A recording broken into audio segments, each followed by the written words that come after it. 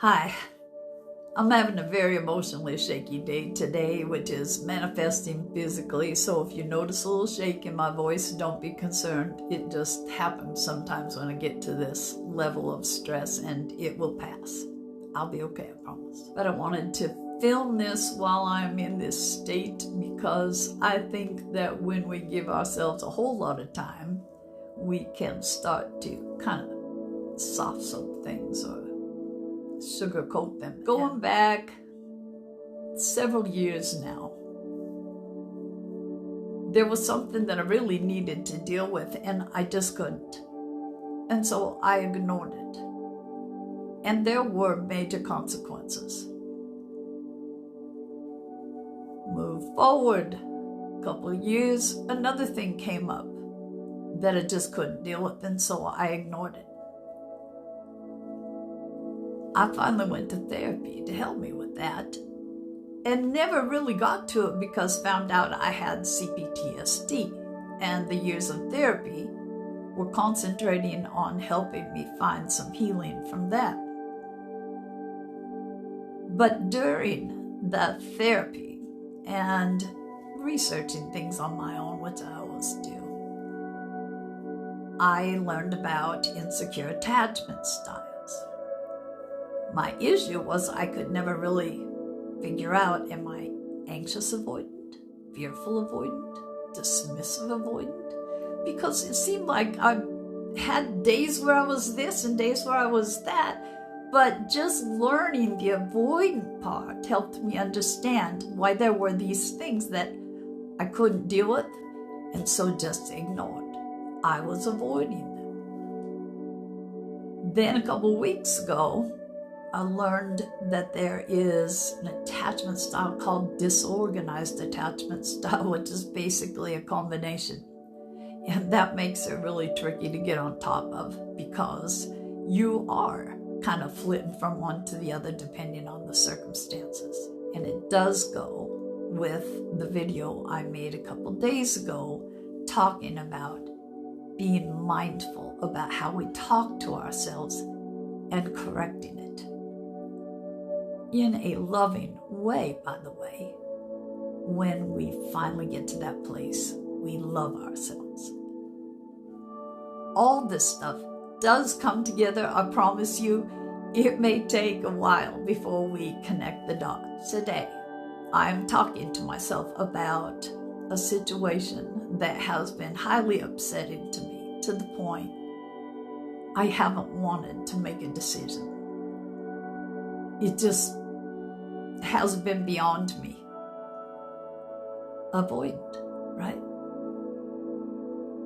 And I was kind of bad-mouthing myself because although I've worked on this stuff, trust me, it is my first line of defense, my natural inclination to start out being mean to myself. Basically, I was telling myself I'm chicken shit. And then I thought about what I was saying and I corrected it to, no, that's not fair to myself. I'm avoidant. Then I went right back to being mean and said, yeah, but isn't avoidant basically cowardly? And there I caught myself very hard because cowardly is such a mean thing to say to anyone. It just has so much negativity attached to it. That woke me up about the direction I was going and how I was talking to myself. I stopped myself and said, no, I'm just scared. Everyone gets scared. It's not right to slam myself or anyone else with a word like cowardly. There's just nothing positive in that word. It is a slam. The perk of learning how to love ourselves, even though it is extremely challenging work when no one has encouraged that we love ourselves in our entire life, is that we learn to have compassion for ourselves. And then the benefit is that that compassion extends to others. I feel bad that I have ever called anyone a coward. And I feel bad that I've called myself a coward. It's fear. And it's nothing that is unique to only certain people that we could call cowards. We all deal with fear. If there's anyone that says, I'm not afraid of anything, then I'm going to call bullshit.